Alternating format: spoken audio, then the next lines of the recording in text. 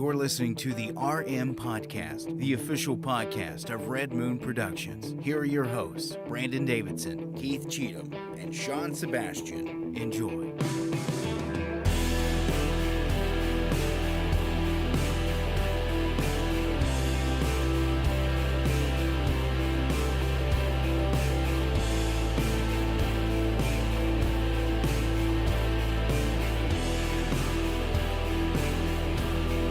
Hello and welcome to another episode of the Red Moon Podcast.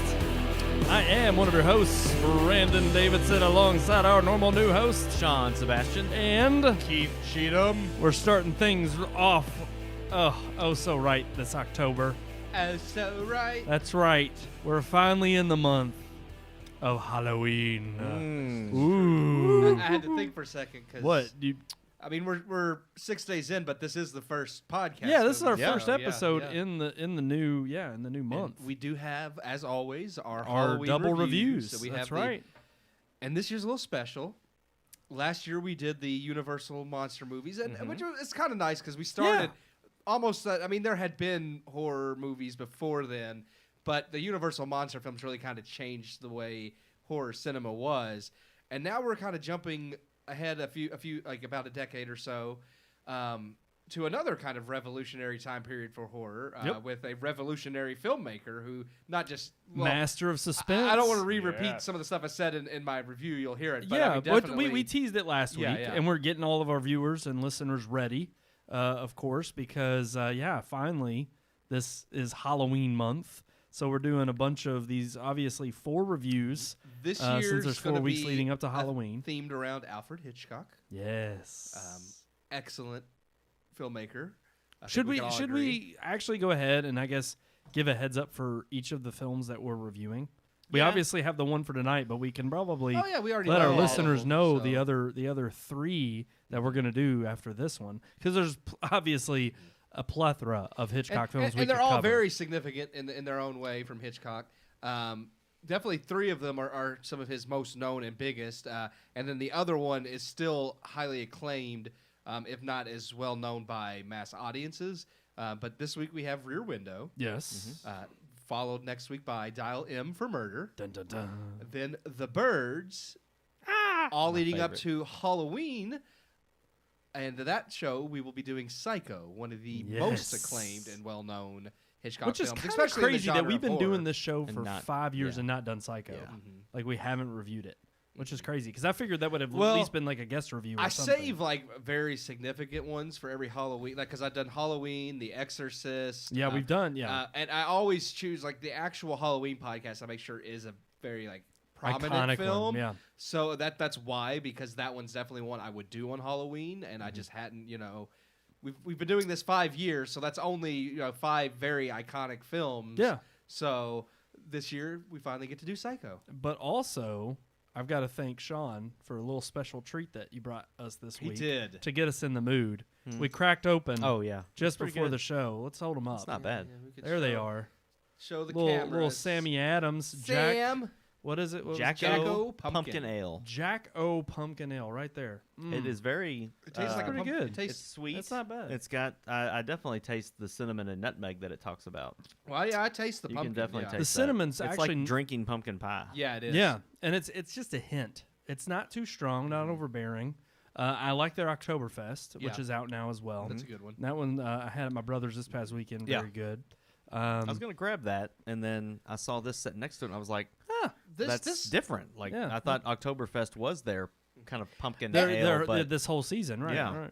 well, And I think it because typically is. it is. The Oktoberfest beers aren't necessarily like pumpkin flavored like this is. Yeah. I mean, they do have like pumpkin, but they're a little bit different. And I do love this time of year for that reason, because of beer. Like everybody gets excited over pumpkin spice and their coffee and this and Yeah, that. it's too And- much for and me, man. I don't care so much about that, but the October beers, when you have seasonal like the Yes. Oktoberfest beers and the pumpkin beers, Well, even and- the winter ales and coming even up. the winter Oh, ales are good. yeah. yeah. And I mean, and I just bought Zombie Dust, which is seasonal, and that's It's so crazy good, to me but- because I honestly get tired. I think I say this every October that I get tired of all the pumpkin spice stuff. Yeah. Because it's just, to me, it's overbearing. Yes. And I literally only typically like just pumpkin pie. Yeah. With like it's warm. Now, I like whipped pumpkin. cream. Yeah, I So like good. pumpkin flavored things. I've eaten different, but I mean, I don't overdo it. Like I do, people get like 24/7. Yes, I agree. see, I can't do that. Well, and thankfully that's why I like this beer because it's like it's not overbearing with the pumpkin spice. So it's actually it's just got that aftertaste. yeah, Yeah. just a Like little you bit just of took the. a bite It's of very pie or sweet, something. yeah. It is very sweet aftertaste, though. But we also have a regular review this week. We too. do. So we've got our Rear Window review. I wasn't which as is our excited Halloween. about it. And I'm gonna toss I this was to excited you all. about it, but then No, after no. I saw it, I'm not. That's what I'm saying. I was excited to watch it. Yes, yeah. I was Same just here. saying the reason I touted the Hitchcock right off the bat was because after having seen it, I'm not as excited to talk about it. I did watch actually the regular movie review first. Yeah. I watched it and then I immediately followed it with Rear Window, You which had to- just yeah. it really actually was a good starting like kickoff to our Halloween. So which reviews. review do you want to knock out first then? I'm gonna say let's start with the bad Okay. and end with the good. I'm okay with that. And that is we teased it last week anyway, so it's no secret. Enola Holmes is the movie that we chose. It's gotten But you a go ahead lot and of- set it up, I'm just Keith. saying it's gotten a lot of rave reviews. It has like a 90-something on Rotten Tomato. Fans like it, and I just want to say that I feel like they're all wrong. Yeah. So here is our review of Enola Holmes.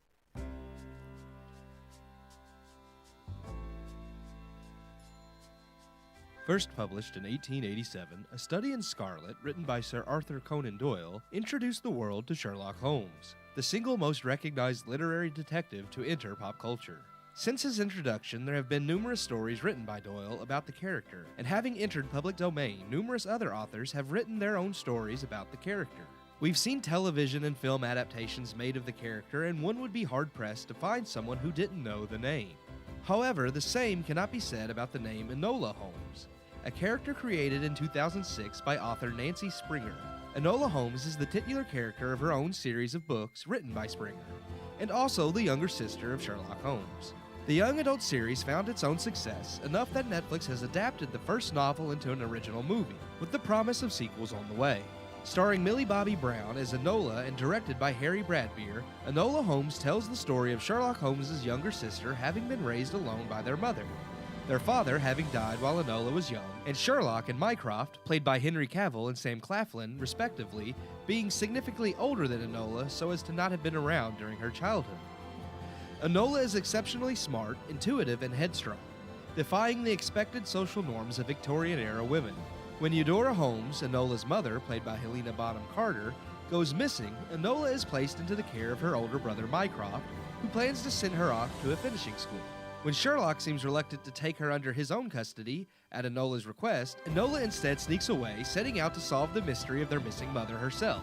Enola Holmes is a solid family film that kids will enjoy, but I cannot say much for it past that. Millie Bobby Brown gives a solid performance, and Cavill as Sherlock proves surprisingly effective.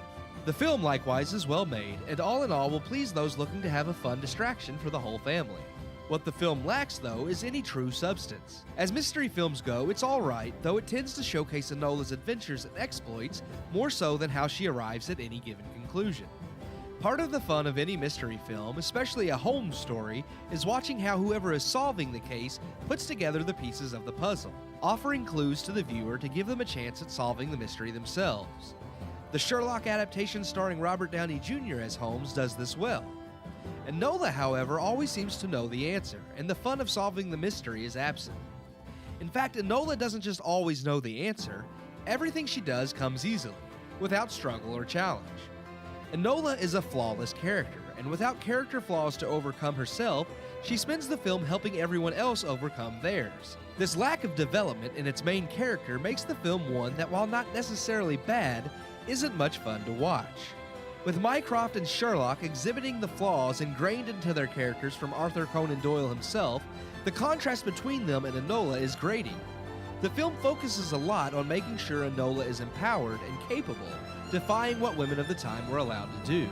And this in and of itself isn't bad. But when there's no growth to prove Enola can overcome these expectations, there's no tension left in the film. One assumes Enola will solve the case because outside of a physical conflict and near-death escape, neither of which challenge Enola's beliefs or cognitive abilities, there's no reason to believe she may fail. Ultimately, I was left wondering why this story is one that needed to be told. I am not opposed to Enola being Sherlock's sister, or even being just as, if not more, capable than him. In fact, the premise alone is intriguing. But when she outsmarts and overcomes her more famous brothers, without any struggle for the exclusive reason being that she's a girl, I can't help but feel like the story wastes a lot of opportunity. I give Enola Holmes 2.5 out of 4 stars. 2.5 out of 4 stars for Enola Holmes. Yeah, and I'll be honest, I gave it 2.5 because I thought as a family film, I thought kids would still enjoy it, and it was It's clean. Yeah, it's clean. Yeah. It was a fine family film that I thought. So I was like, Agreed. I was like, I can give it 2.5 because you could sit down with your kids and your family and watch it, and you'd be fine, and you'd be entertained for a little bit. But there's just so much about it that just kind of lost me, and that I didn't care for. I was gonna say I think I'm maybe on the higher end, but we'll go around. So Sean, what did you? I gave it 2.5 2.5 as well. Yeah. I'm settling actually on, and it's a very weak 3 stars. Oh wow. But the reason behind that is I thought it did have enough to entertain for the audience that it was going for. And I thought it was overall a very well-rounded story. But it's funny because as I continue to talk about it, the rest of it's probably going to be, knocks against my it, biggest so. problem, and I think why I couldn't go higher than 2.5, and that's how I finished my review, was I didn't get. For me, when I watch something, like, obviously you could say this about any story, like, why does it exist? Why does this story need to be told? And you could say that about anything, but that's up to the movie and the story to prove, like, why it's an important enough story to be out there. Right. And when I watched it, I was just like, there's nothing about this that I felt like needed to have. Like, I loved the idea. It's like, okay, Sherlock has a sister no one knows her out that can compete with him, that is almost smarter than him, and it's like that's an interesting dynamic. But they don't put it to any effect. I even love like how they open it up when she meets him, and and they have no idea who she is. Right. Yeah. And they set it right up. Past her. Yeah, it's perfect. And it was really good. And I was like, okay, this could be a really good dynamic. But then they never did anything with it. She just automatically could achieve anything she wanted. Yes. And be even smarter than Sherlock without trying. And I'm like, okay, so there's no struggle. There's no character growth. There's nothing going on here. I mean, to be honest, she learns all of that from her mother, so that even would say that the mother is smarter than all of them. Yeah. Yeah. Which I didn't understand. Which kind of takes away the significance of Sherlock Holmes. Right. And it's like, and again, it's like, I don't have a problem with this other than it's like the only reason it felt like it was the case was just because they wanted, because she was a girl, to have this empowering message, which again, I'm not against. Right. But without any personal growth or conflict, it's like, okay, well, she can do anything. Yeah. And better than Sherlock because he has like flaws that he has to overcome. Right. And it just really irked me. That was my main. There were 2 primary issues I had with it. That being the biggest one, which was I actually was kind of excited once she breaks free from the mansion that she grows up in with her mother, where she's raised only by her mother. And I thought, oh, okay, well, now we're finally going to get to see her explore the world. And even the maid that is in their home kind of makes light of this, or doesn't make light of the situation. That she kind of goes to Sherlock when they come back home, and she's like, you have to go after her. She's not ready for the real world. And I took that as, okay, she's going to have some struggles. She does, but really the only struggles that she ends up having happen to be with one of the antagonists that are already in the film chasing after somebody she just happens to run into. Yeah. And other than as far as like her getting to London and struggling with the way they do things there, no, it's like she falls right into it. Yeah, she jumps right in and acts like, I mean, there's little things here and there, but nothing that to me showcases growth. Right. And her becoming an adult, because that's kind of what the story is about.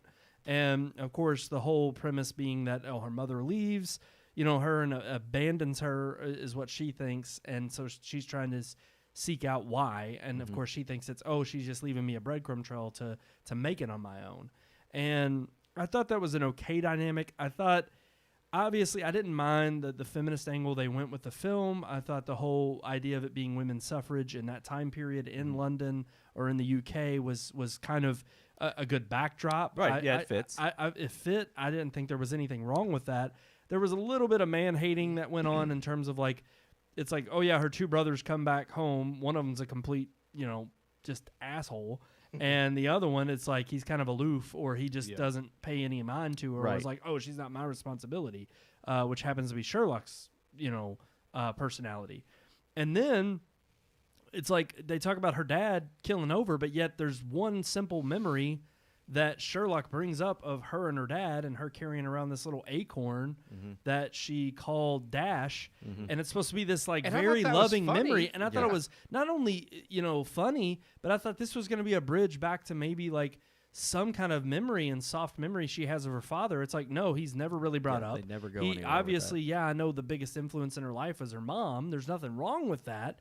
But then for her to not have any kind of tie back to her dad, I'm just like, oh, okay, so it's like we don't need dads. That was kind of what... And that kind of irked me a little bit. But yeah, that was kind of what the movie was made up was it was made up of a lot of these threads that never really tied into anything else. It was like these different story threads went somewhere, and you think you know where they're going, and you're pleased by that, and then they don't end up delivering anything. And I felt like that was my biggest issue with the movie was... I didn't really feel like there was an urgency to find her mother. I didn't really feel like what her mother was, I don't want to give it away, but like what her mother was into was that drastic or even that like serious. I didn't feel like Sherlock really gave a crap about her, which kind of fits his personality outside of this film, like the Sherlock Holmes that we know from the stories and the other movies. Even the Robert Downey Jr. films are amazing.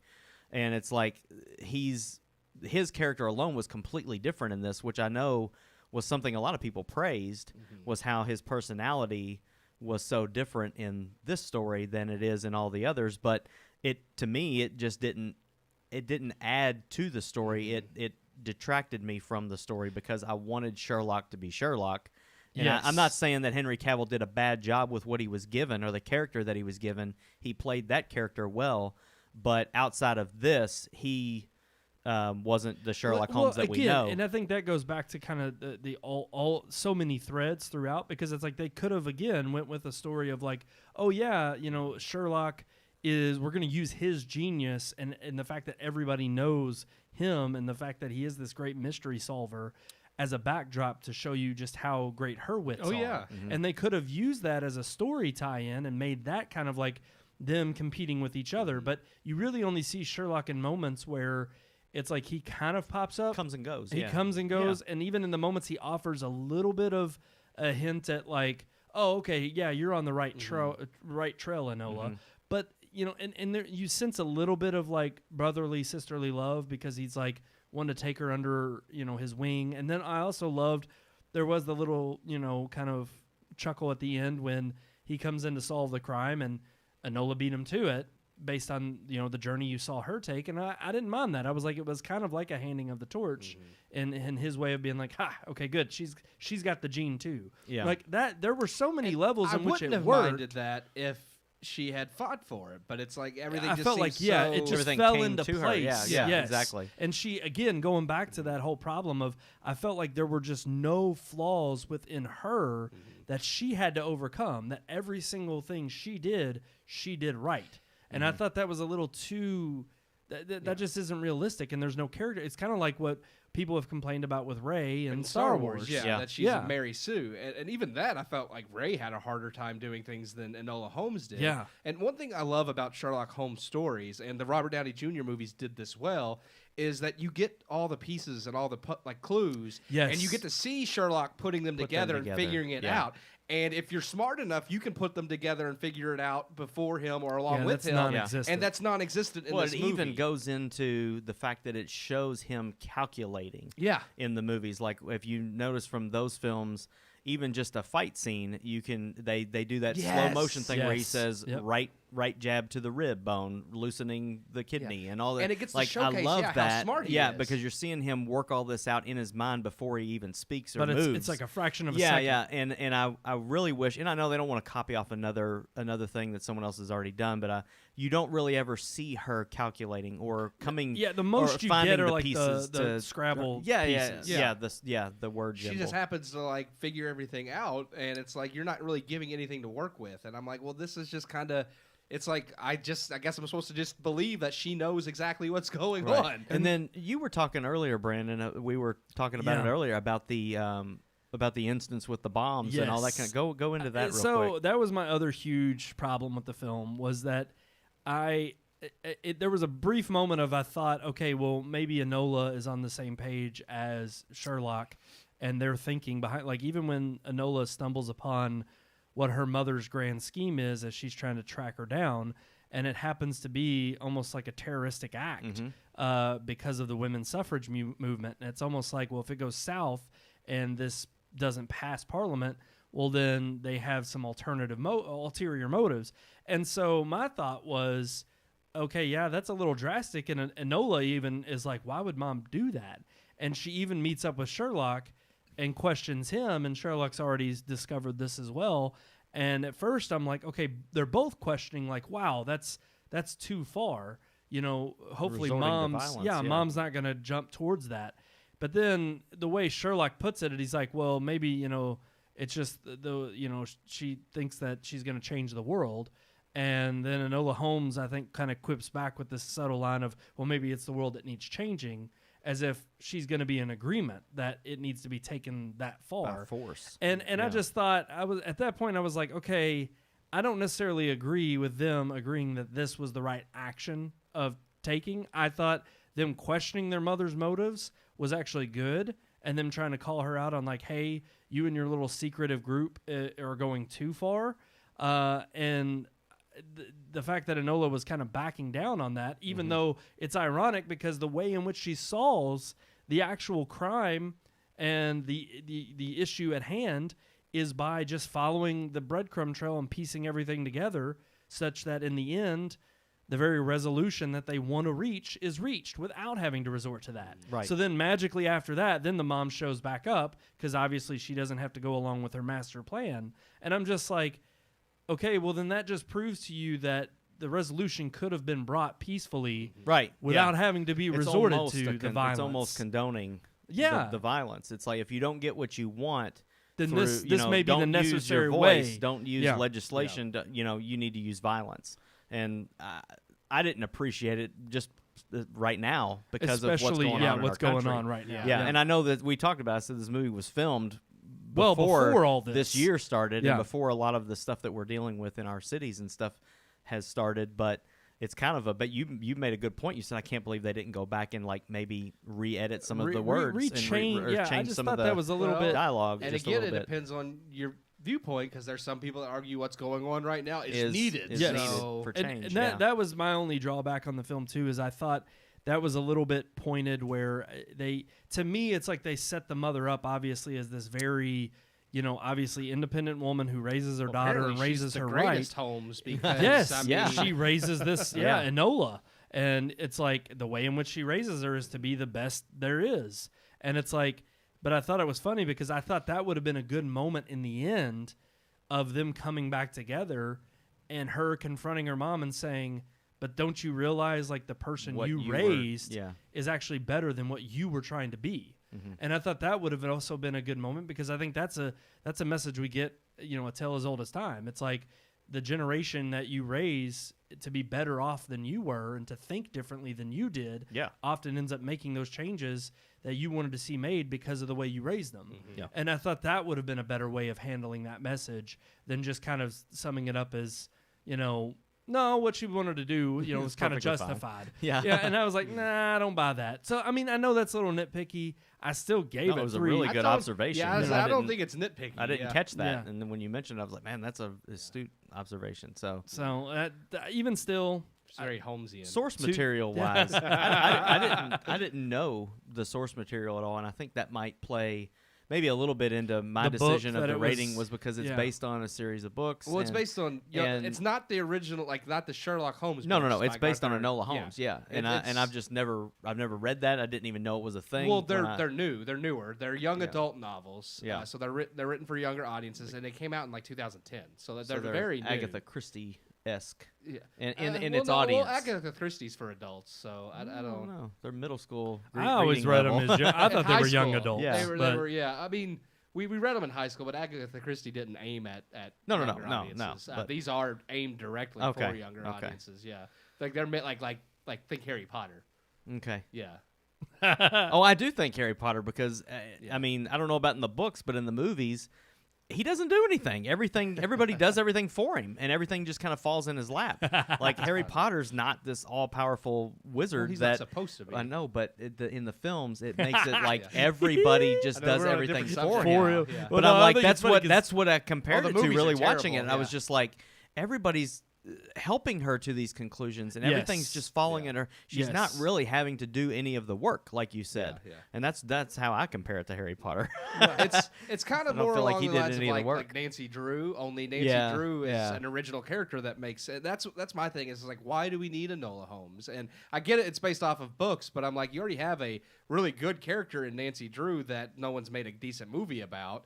They haven't made a decent movie about What are you Enola talking about? Holmes There's either. that Emma Roberts version. Oh, well.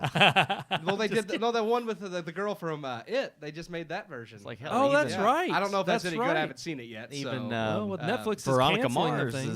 is along the same lines. Hell, It's a freaking girl Alias. detective that's better than her dad. You know, better. Alias is like the Oh, whole yeah. like James Bond-esque. You But know? that's my thing is like you don't have to like those are characters that were made up and stand on their own and are solid good characters. Mm-hmm. It's like you don't have to piggyback off of Sherlock Holmes, which is what I feel like this kind of did without making her a significant character. It's fine. Like I said, I liked the contrast between the idea of Sherlock and competing with the sister, but then it's like when you make her just better at everything.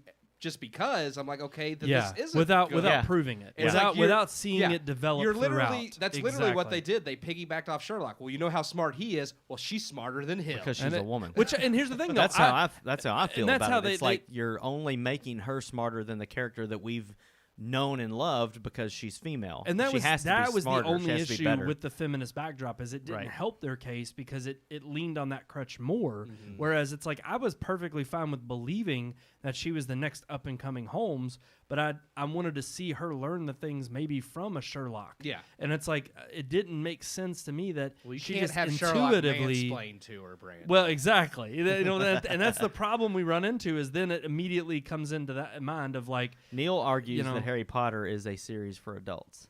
it is. it The books. towards the end. I would No, say no, the books are. towards the end. But It- see, it she is always argued that they were meant to be picked up. all ages.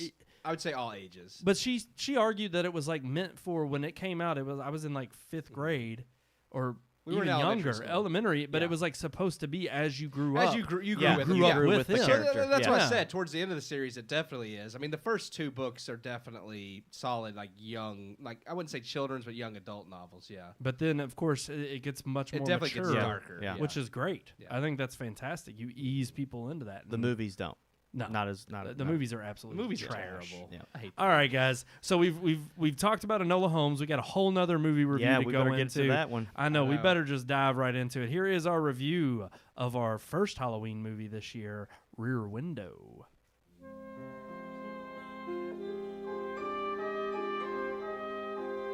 That's right. It's time to shut off the lights, get cozy under a blanket, pop some popcorn, and scare yourself silly. Because October is here once again. And with it, more Halloween-themed movie reviews. Last year, we went back to the very beginnings of the genre with Universal's catalog of monster films. This year, we jump forward in time to another significant era of horror and suspense to showcase a man who not only revolutionized the horror, suspense, mystery, and thriller genres, but filmmaking in general. This year, we review some of the scariest films from the master of suspense himself, Alfred Hitchcock. Beginning with one of Hitchcock's best, 1954's Rear Window. Starring Jimmy Stewart as L.B. Jeff Jeffries, a photographer confined to a wheelchair after an accident left Jeff with a broken leg, the film takes place at the apartment complex Jeff is living in. with the vast majority of the film predominantly taking place in Jeff's apartment, as Jeff resigns himself to people watching to pass the time, watching the other residents of his complex with a pair of binoculars. One night, Jeff is awakened by screaming and sees his neighbor, Mr. Thorwald, mysteriously carrying a briefcase out in the middle of a stormy night. Mr. Thorwald continues this activity each night and hired men to remove a large case from his apartment. All the while, Mrs. Thorwald has not been seen since the night of the scream. Jeff believes Mr. Thorwald has murdered his wife, though his nurse and girlfriend Lisa, played by Grace Kelly, initially do not believe him. Jeff and Lisa soon find themselves in the center of this mystery, and in Hitchcock fashion, you are left on the edge of your seat the whole ride. Rear Window is a remarkable film that easily shows how Hitchcock earned his title of Master of Suspense. Playing with themes of human nature, which are given credence by terrific performances from Stewart and Kelly, Rear Window is a terrific mystery thriller, with cinematography, something every Hitchcock film is unique in, adding to the suspense, showcasing scenes as they are seen from Jeff's apartment and through his binoculars. The viewer only knows what Jeff knows, and his terror becomes your terror. With relatable characters you root for to succeed, the lack of knowing what's happening across the courtyard in another room while a character may be in mortal danger keeps you glued to the screen. Hitchcock had a way of scaring people not with elaborate monsters or bloody knives, but with pure relatable human horror and the darkness that humanity is capable of on their own. Building tension as your mind is left to wonder what happens next, Hitchcock's simpler films are often scarier than any modern horror film. And while Rear Window isn't an outright horror film in and of itself, the suspense it builds is more effective than any outright horror. Rear Window has earned its spot amongst Hitchcock's most notable works, and it is a terrific way to start the Halloween season. I give Rear Window 3.5 out of 4 stars. 3.5 out of 4 stars. Well, that's a little bit better than Enola Holmes there. It's significantly better than Enola Holmes. Oh, hell yeah. So, obviously, just an absolute classic. Very high 3.5. Very yeah, high. it was. Like I said, So watching... what knocked off the half star for you? Ooh, that's a good question. I gotta know. I mean, it just... I mean, I can't really pinpoint. Like I said, I mean, it was really good. It just doesn't quite grab me, I think, in the way that, like, or quite terrify me. I mean, it scares me, but it doesn't, I don't know, something about Psycho really gets, like, really creeps me out and like, gets under my skin. Yeah. And not that this isn't a straight out horror like Psycho either. So, I mean, it's not, shouldn't. Thriller. It's, yeah. But I don't, There's nothing wrong with it. I would just say there are a couple parts where I feel like it there's a little bit that I love. For one, I love the suspense of not knowing. I was just talking about this while the review was going on about how it had been a long time since I'd seen this film, so rewatching it was fantastic. Yeah. And I actually had to kind of remember, I was like, I don't know if he actually did kill his wife, in the film. And then after rewatching, I was like, no, they make it pretty apparent. Yeah. And I do wish there were a little bit more, like, the clues to kind of allude to, like, no, he did what's do it. going on. But that's a really nitpicky, for me. Very nitpicky. Some of the banter, not that it's bad, because there is really great dialogue, and Hitchcock films always do. But I just felt like some of it was still just a little campier than even what I had remembered from seeing it before. And not that it's necessarily bad, because, I mean, trust me, like, after seeing some of the movies we watched from the Best Picture films, nowhere near as campy or bad. But there's just some things that I just felt like it just wasn't quite. And honestly, some of it was a little. It was close. It was a good. little risque for. I mean, the fact that time, the Grace Kelly's character, like, bringing over. Hey, hey. I like that. Now, one thing I do love. She like comes over and brings over, like, her nightgown and everything. Oh yeah. And there's even, like, his buddy stops by and.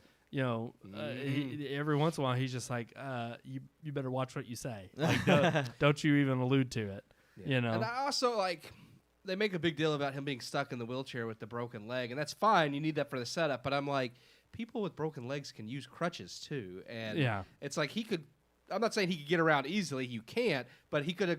He wasn't as trapped as I felt like someone with a broken leg. Yeah.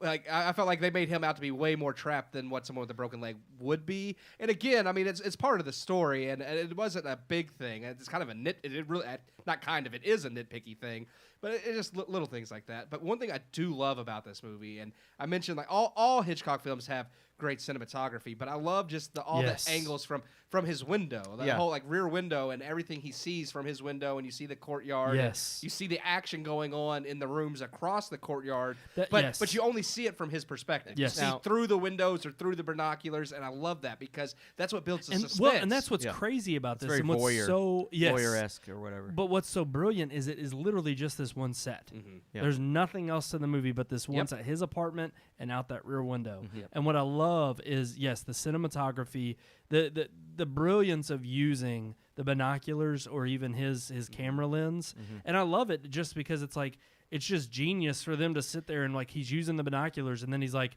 I need to look closer. Yeah. And so he busts out this huge telephoto lens and he's looking through it. And I love that it shows up closer. Yep. And it's just a common little trick, but it's like the amazing way in which the story is told from this one perspective, but it tells so many different interesting stories. Well, for me, that's I was just going to say that's what makes it scary is because since you only know what he knows from his perspective, you don't know what's going on. You don't know what the characters over there are doing. And when you get that feeling of them coming after him, it's like, oh, crap. You don't know where they're at or what's going on because you only know what he knows and what he sees. Yeah. You go ahead. Sorry. No, I was just going to point out that, and I pointed out before we started talking, I did not get to watch this film this weekend, but I have seen it before, and I was going to ask because I'm remembering bits and pieces of it. But the reason that the way that he explains obviously if all the windows were shut and the drapes were pulled and all that, he wouldn't have the visual that he has. But isn't it like the windows are all open because of it's the heat that's yeah. hot? It's very hot, and there's something going on with the building that they're. No, or they just didn't have. They just didn't have central air. Yeah. So back then it was hot, and that's why the windows are open. So that's why he's so easily able to see into the windows. And I remember that. That's just a great storytelling element. Exactly, that you don't even. And it's funny because it's like you see some people throughout the movie putting blinds down when they want some privacy. Right. Or like even I love the scene where everything is lit up, but the one man's apartment is completely dark, and they allude to that, and then. Just all of the different, like, you can tell, again, from his perspective, all of these different storylines playing out with the different characters. And I love seeing how the varied number of people, you've got a young new couple, you've got a struggling artist that's a pianist, you've got a ballerina dancer who brings over all these men. She's young and hot, and she knows what, she's got. You've got the struggling... lonesome. She's young and hot, and she knows what she's got. I'm serious. That's the best way to put it. And trust me, I know why. Hitchcock uses this in like the first 5 minutes of the film. He uses that set piece very well. Oh yeah. But like then there's the young or the older kind of middle-aged woman who's lonely, who's looking for a man, and you see her acting out a dinner scene by herself and then collapsing on the couch and crying. Yeah. And I just love his storytelling of all these characters building up just this entire, it literally makes this whole complex a living, breathing character. And that adds to the story that then tells you about what's going on with the murder. And again, it all ratchets up and builds in the suspense. And really the only conversations that you have with him are between him and like 3 other people. And it's a fantastic movie, well paced throughout, not a single moment that seems wasted. It all has some, a story to tell, and every single second it matters, and it's just fantastic from start to finish. Jacob Burris mentions that a lot of the Hitchcock films that he has seen have minimal sets, and he just mentions Rope, Rear Window, and Lifeboat as coming to mind. Which I know Rope is one of Jacob's favorites, which also stars Jimmy Stewart. Kind of the first time we've seen that single camera trope, where they try to use the same all one shot. It looks like all one shot, but again, I think it's a testament to Hitchcock's ability to tell a story with minimal. With those minimal details, but with technical details too. Exactly, like just the camera angles and just looking through the binoculars and the lens and things like that. I think that's it showcases his ingenuity when it comes to filmmaking, especially at that time. Which just lasts, of course, and and stands the test of time. I would like to give a brief shout out to Jacob to just mention that if you ever want to know anything about Hitchcock, Jacob is the person to go to. Absolutely. That is, one of his all-time He'll- favorites. I don't know who. Maybe he'll be on one episode this month. Yeah, Who actually, knows? that If could he be wants to fun. discuss any of We these might have to Hitchcock do that. films, Yeah. you know. Jacob is a connoisseur of Alfred Hitchcock, so. And we also want to congratulate Jacob. Oh yeah, 'Cause yeah. He's got some great, huge announcement that he just released on Facebook today. So I don't think it's bad that we We'll announce let it on everybody know. here. Yeah, let's let everybody know that Jacob and his wife Melissa are having a little baby. They're gonna have Gonna add a little baby Burris. little baby. So congratulations, Jacob. He's you gonna know. be. He's already outnumbered. He's gonna be vastly outnumbered. Oh, yes. yeah. I- Especially yep. I wish, I kind of wish he had a young little boy Burris, a son. 'Cause Baby I Burris just, would've been I a really boy. want It to would've see been- that. Like, I just feel like Jacob would be a good father to his son, and I kind of want to see. But Honestly, Melissa and Marley are much happier that they're getting another girl. So Truthfully, I would have just called him that too. It would have been just Boy Burris. boy Burris, Would have never called him by his name. I would have been like, Boy. come boy Burris. Yeah. Boy Burris, I would come here. imagine him being Sheldon and the son being young Sheldon. And oh man, we'd be raising another Hitchcock lover. Alrighty, guys. Definitely check out Rear Window if you've never seen it. Definitely. An absolute. Have you ever seen fantastic film. Disturbia with Yes. Shia LaBeouf? It's This kind of movie based. Yes. well, with Disturbia was. I mean, it really. It's inspired by. Oh, Rear is it Window. really? Yeah. It Yeah. has to be. No, it Because was. even the broken leg and him having the radio collar on his foot, on his ankle, watching everything from across the street, and like Yeah. it just really screams. It does. with It movie. harkens back Oh, yeah. to yeah, Yeah, absolutely. I Which don't I know mean, why that just popped in Disturbia's my not head. a bad movie. No, it's either. actually a decent film with Shia LaBeouf. Rear but- Window, I would say, is Well, way better, better, but yeah. but Disturbia is not bad. Yeah. Yeah. All right, guys. I think we're gonna have to move on now because we're running close on time. Let's We that's are. okay. Let's Move do it. on to our headlines.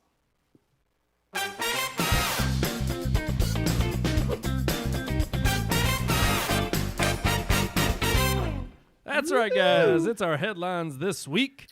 We've got 3 big ones to talk about. Well, I was gonna say there kind of a lot of them. I mean, they're Some of them big, tie but they're together. kind of more of the same too, Yeah. like along the same themes of what we've been reporting. So True, but the first one right out of the gate that we have to mention Yeah. is, of course, it leads right into the second one, but that is No Time to Die.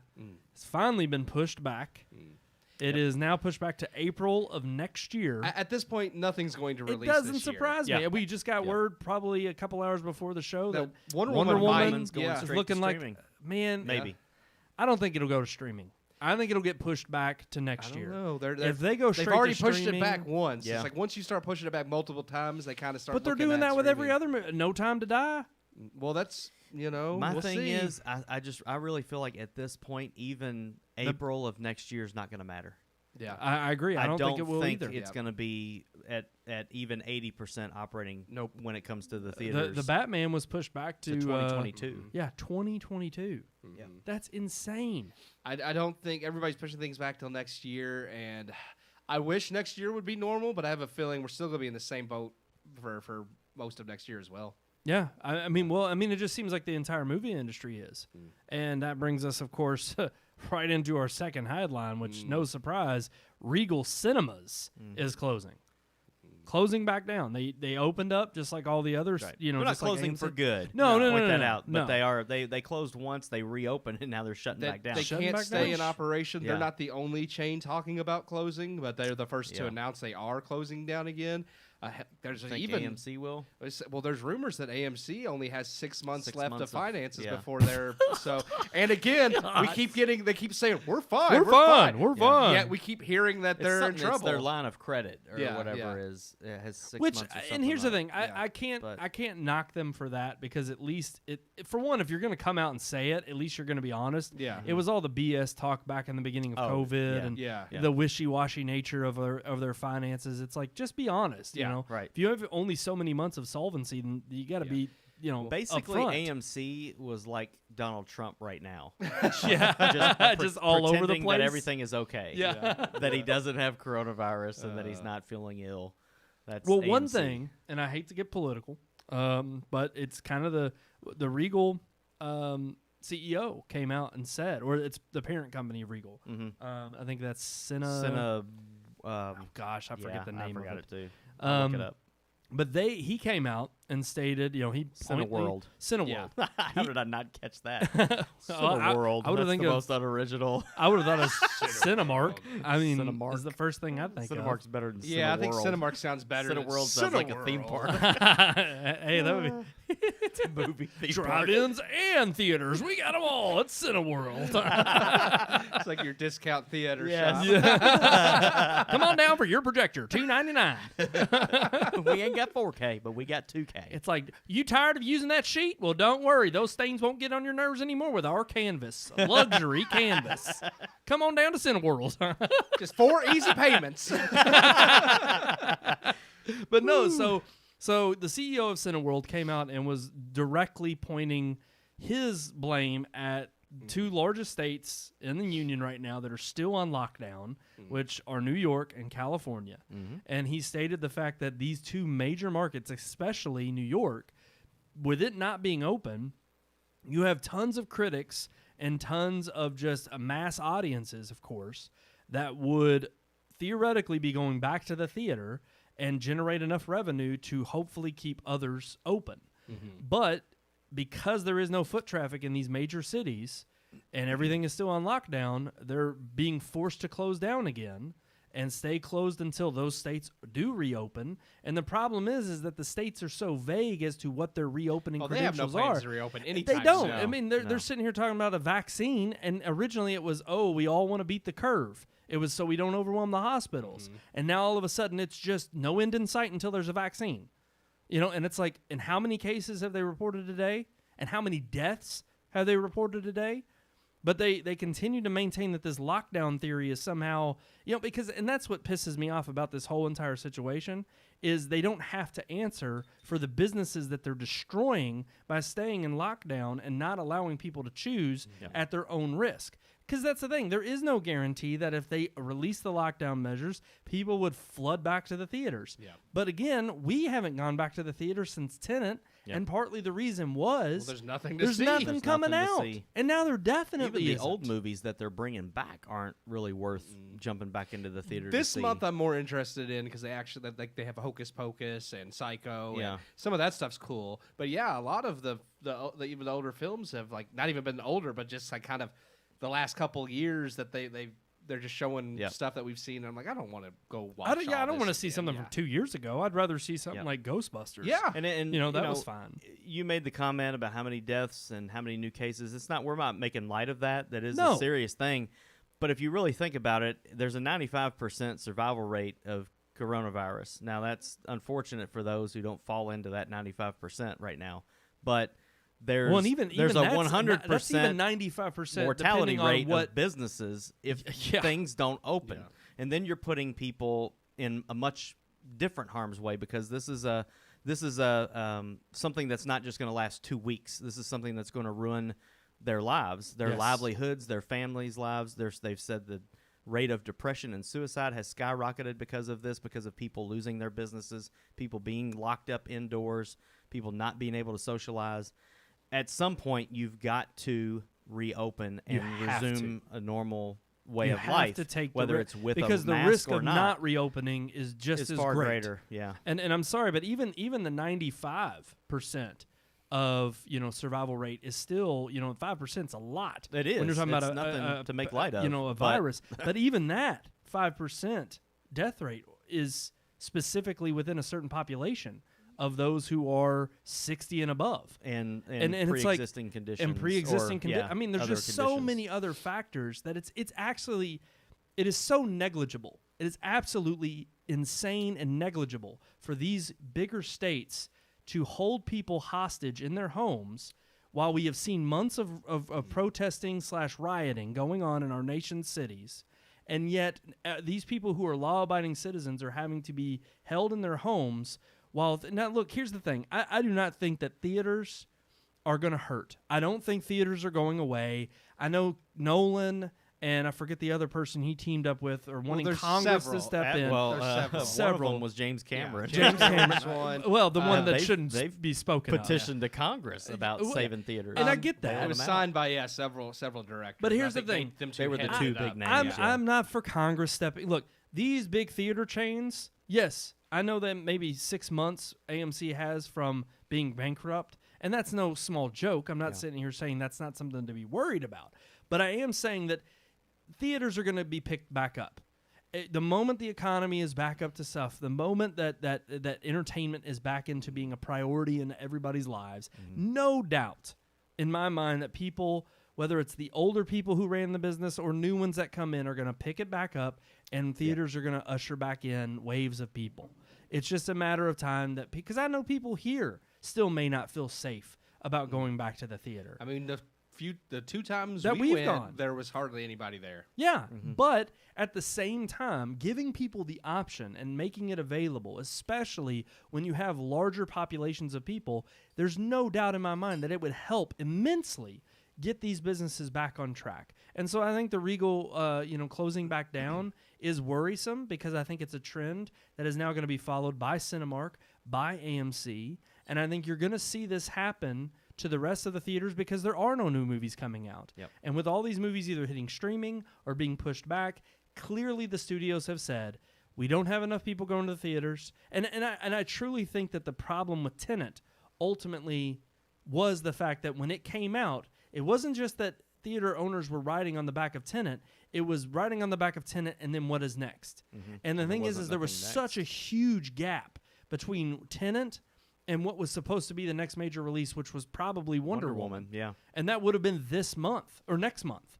So the fact is that it was supposed to be. It was October. This week. Yeah, it was supposed to be this week. Yeah. So that alone right there tells me that if you had literally a 3-month gap almost a 3-month gap in between when Tenet came out and the next major release, there's no way. If you had Tenet, Wonder Woman, No Time to Die, I have no doubt that there could have been a string of releases that would have kept people going back to the theater. Yeah.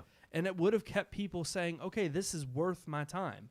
But it couldn't stand on just one movie alone. And I think that was the fault of when Tenet came out and what people were expecting Tenet to do. Well, yeah, even... And, hindsight's 20/20. So even Cineworld mentioned that No Time to Die was the linchpin. Like, that was the nail in the coffin for keeping... If that was not going to release this year, then they weren't going to be able to stay open. They were holding out for that one big release to bring people to the theaters.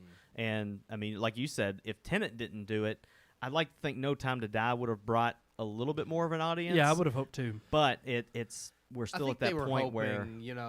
like Wonder Woman, Black Widow, No Time to Die, but then you saw Wonder Woman and Black Widow get pushed back, all that left was No Time to Die. And then once it was pushed back, they're like, well, that's it. That's done. That's the straw that breaks the camel's back. There's nothing. And I think that's sadly what we are left with. And that just makes people so crazy that they punch Rick Moranis in the I'm street. I'm telling you, man, and thank you for leading into that, because it's just absolutely absurd. 2020 has been a horrible year, but never in poor guy. He comes out of retirement for a commercial with Ryan Reynolds, and the next thing you know, he's getting sucker punched in the street. He's actually doing that, the Honey I Shrunk the Kids. Oh, I know. Too. I'm just saying, it's just funny. He sad. touts as the guy that got him out of retirement. Yeah, but it's. And so my thing is like 2020 has been bad enough, but it's a horrible year when Rick Moranis gets punched. I saw like him. I saw it best. It's like if there's one thing that can unite us all, it's hunting this asshole down and taking revenge. Oh, yeah. Chris Evans. I'm telling you I was right like, man, now. he posted on Twitter, he's like, we need to find this guy. He's like, man, when Captain America's coming after your ass, you damn did something right. wrong. Yeah. It's like, I mean, the fact the guy left acting because his wife passed away. Yeah. He was raising his children. As a single father. And now that his kids are raised, he was looking forward to coming back into acting. I'm just going to say. And this jerkwad comes out of nowhere. He just punches him. Yep. Got him on camera. Insane. Somebody's gonna hunt him down. If nobody has made the meme yet, somebody needs to get on this. I want the meme of Captain America saying, "Let's go get this son of a bitch." Yes, from Endgame. Absolutely, we need that. Oh, we need that. Chasing down the guy that punched Rick Moranis.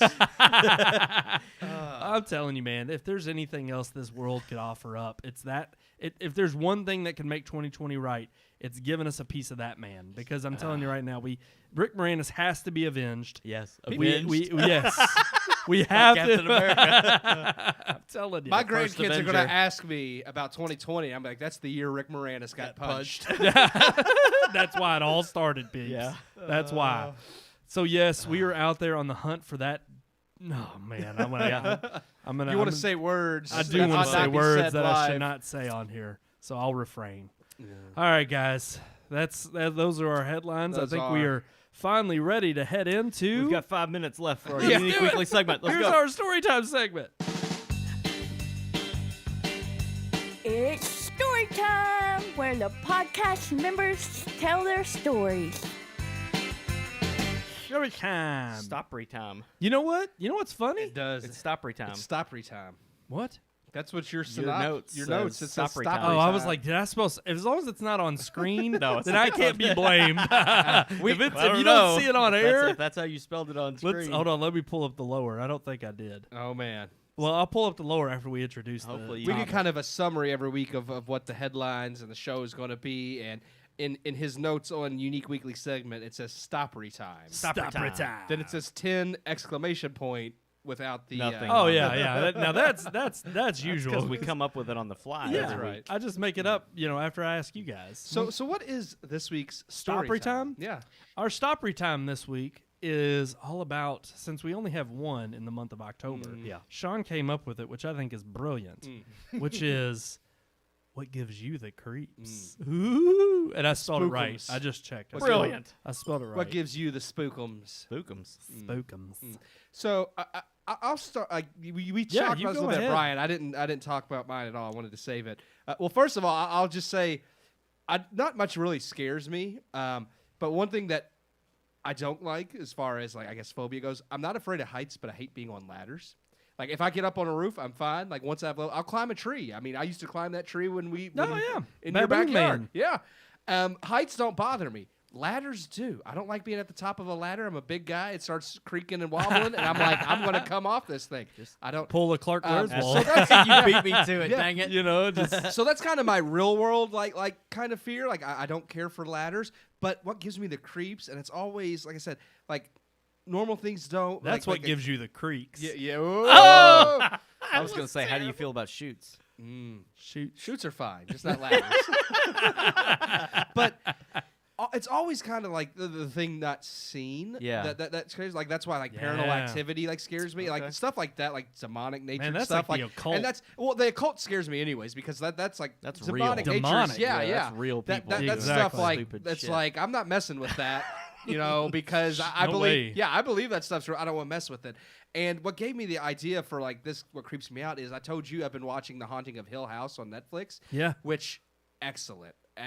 Fantastic show. I love it. I'm on episode 6, and it scared the hell out of me. and they renewed I mean, it for a second season, right? Yeah, well, So it'll the- get canceled the- after yeah. that. Yeah. Well, the second season's based on a different novel. Each season will be based on something because the Haunting of Hill House is a 1959 novel. Yeah. The second one's going to be based on the turn of the screw, and they actually named the show The Haunting of Bly Manor, I guess, to keep the haunting theme. Well, the Haunting of Hill Yeah. House was a movie, wasn't it? There is a movie The- called it's The The No, Haunting. The House on Haunted, Haunted Hill Hill. is a movie, but that's Separate. not based on the novel. Okay. There is a movie based off of The Haunting It's of a Hill terrible House, and it's movie. called The Haunting. It has Liam Neeson and Owen Wilson, and it's a terrible movie. Oh, okay. It's not that good. It is not.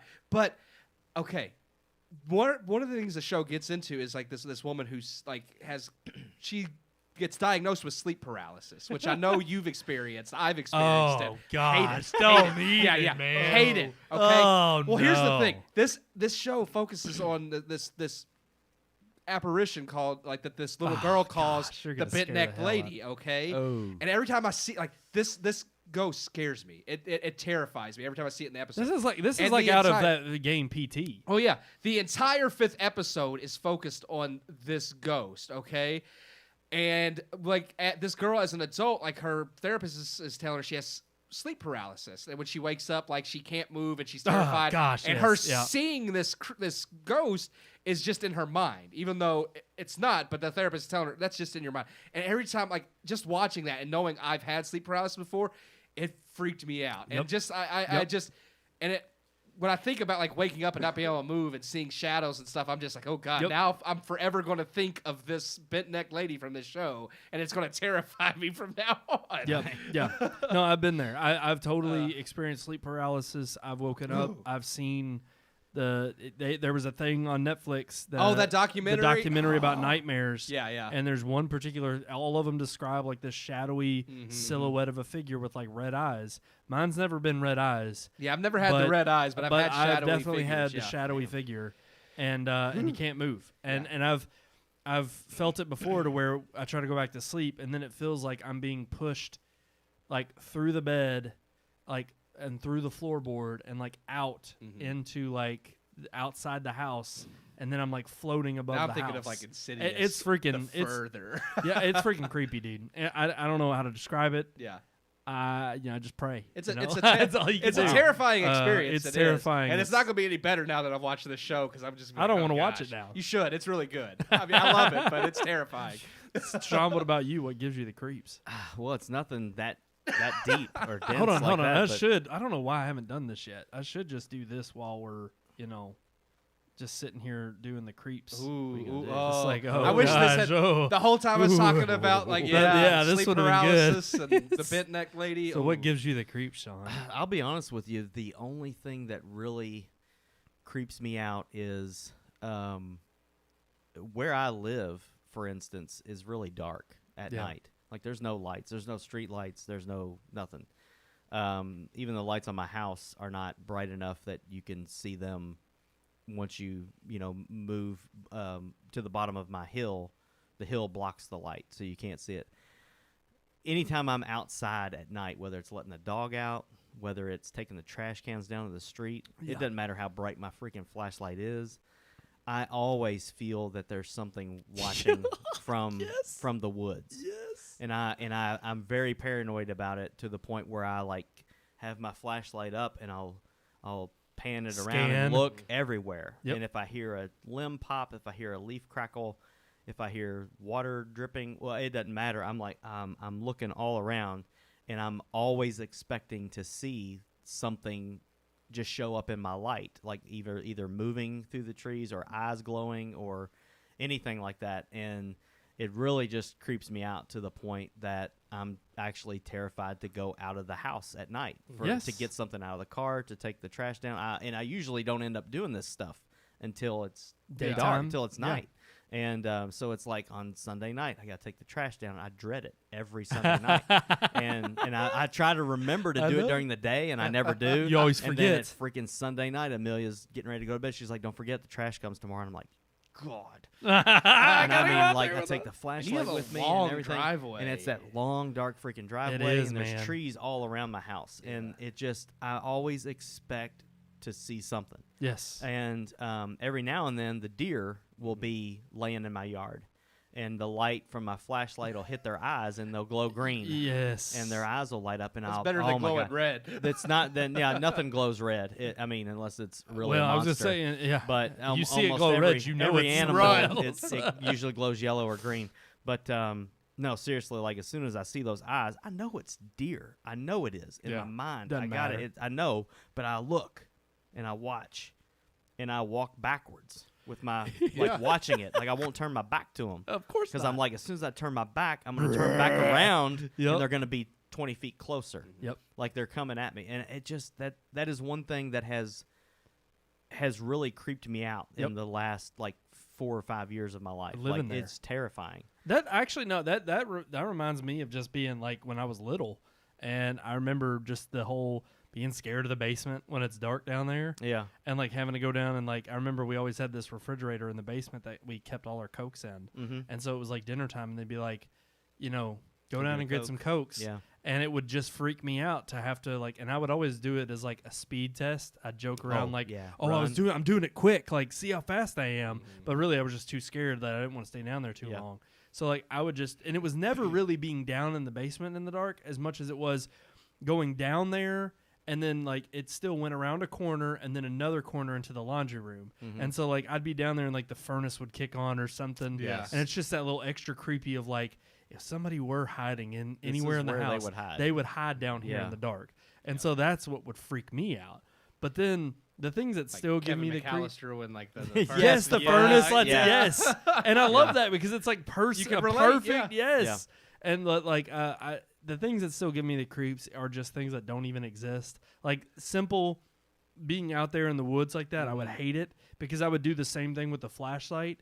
But to me, like, I think of werewolves and creatures that don't exist, but they scare the hell out of me. And I'm just thinking, if it's out there, it's going to be right in those woods. Yep. And like you said, if I feel like something's watching me. Just hunting you. Yeah. And I always feel like somebody's watching me. Now, honestly, if I turn on, if I turn that song on, I'll be fine. That or Eddie Murphy's Party All the Time, I'll be good. But no, it's like, it's that. And then I remember one thing that I was able to overcome, but it did kind of freak me out sometimes, but I would always kind of just talk to myself.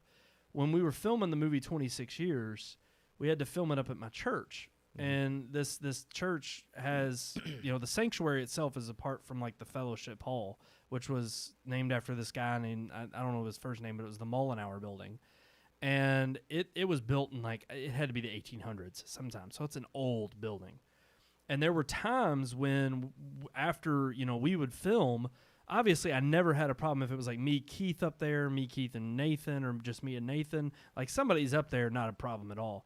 But there were times at the end of filming, I would have to go up there to get pickup shots of just solo, whether it be like a doorknob or looking down a hallway. But there were no actors or anything that I needed. Right. So instead of inviting any of them to come along, I just simply would go up there by myself and shoot it. And I remember always I never was so creeped out because, again, it's like I always kind of go along with this adage that, and it was just, my brother kind of gave me the, I guess the comfort of knowing. He was like, you don't have to worry about like being possessed or anything like that. He's like, because you're saved, it's all good. Yeah. So it's like I never felt like that there was spiritually anything going on, but it was still creepy being in an old building where things are always settling, things are always creaking, and of course they have this basement there that is just these long steps down into the dark. And I just remember being up there sometimes filming by myself in this place alone. And, it was unsettling sometimes. And I look back now and I see some of the shots in the film that I knew when I was there by myself. Right. And it just takes me back to when I filmed. I'm like, how did I do that? Yeah. Like that, it was so creepy. But I totally resonate with you, Sean. I'm in the same boat of like that or either being lost at sea or lost in space. Wow. Those are the things that give me the creeps. So, all right, guys. I think that's going to do it. But you know what you could do? If you are out there and something gives you the creeps, you can always email us. Wow. That's right, guys. Email us at rmpodcast@redmoonproductions.com. That's amazing. Sounds good. Or Isn't that crazy? You can even watch the show and comment like Neil just did. What gives him the creeps? He talks about walking around his apartment at night with the lights off, and he says he's all good until he starts thinking about the possibility of someone in there with him, stalking him, and then he runs to the nearest light switch. That's how I am at home. Like I'll be fine in the dark, but then immediately if like I hear something or I see a shadow and I think, what if there was someone in here with me? I'm like, oh, dang it! You're now just like, nope, light switch. Yep. Let me turn it on. Let me turn it on. Don't, man. And I hate that you all are leaving right after this show. Yeah, because how I'm going to be up all night. Do you talk to yourself when you feel that? Do you like start? Yep. Like out loud? Yes. Talk to yourself to make it feel like there's somebody else there with you. I think that's weird, but I'll be like walking up the driveway and I'll just be like, son of a bitch, you jump out at me. Yes, you're gonna exactly. Get it. Like I'm just, I have to say it out loud. Out loud, because it makes me feel like I'm not alone. Exactly. That's one reason why I'm glad I have dogs is because like they tend to follow me where I go anyways, so I can kind of talk to them. And then Luke makes me feel comfortable anyways because I feel like if there's somebody in my house, Luke's going to let me, like, he's going to know before I know. Yeah. Yes. So I just want to make sure I wasn't bipolar or something like that. Not the only one that does they're that. talking to somebody, No, you don't have a problem. Everybody does that. They're normal. Yep. Yep. There's nothing wrong with that. Ellie will bark at everything, so I'm like, I don't get worried unless Luke starts barking. Then I'm like, okay, that could be an issue. Just make sure he walks in front of you. That's right. But it is funny because it's like it's those little things along with it's one of the instances where I'm like I kind of enjoy the fact that I live on one floor that I don't have to worry about there being another floor that then I'm like, well, there's only so many places, so we'll see. We'll find them long real. walk from your living room to the bedroom down that dark hallway. Brandon. I hate you, man. It's creeping me out. All right, guys. But if you have any scary stories to tell us, or you want to be included in the conversation, right there at the bottom of your screen, RMPodcast at RedMoonProductions.com. And as always, you can always catch us live every single Tuesday at 9 p.m. on YouTube and Facebook live. And be sure to catch us next week, because our reviews next week are going to be Black Box, which is a Amazon Prime movie. We reported a few weeks back that Blumhouse was releasing several films on Amazon, and that's one of them. This month they're releasing 4 this month, and they're going to do, I think, 4 next year. And that's one of the 4 is Black Box. So, and then also be sure to check out, of course, Dial M for Murder, our next Hitchcock movie that we're reviewing. So 2 movies again next week. Both of them actually, though, horror. Yeah. So that's good. We're doing a double dose. Punch them next into week. Google. It'll tell you where you can go to stream them. Hopefully you're paying for the subscriptions that you can watch them. But if not, you can there's always other ways to get them. You can always find screeners. I'll check Black Box out on Amazon, because I have Amazon, and Dial M will be a screener. Yeah. All right, guys, that's going to do it for this episode of the RM Podcast. I am one of your hosts, Brandon Davidson, alongside our normal new host, Sean Sebastian. and Keith Cheatham. so until next time, I don't know, we'll see you in the outer limits.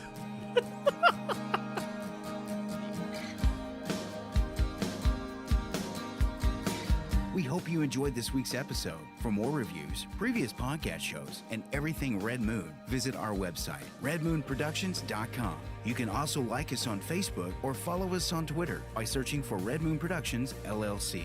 We'll see you at the movies.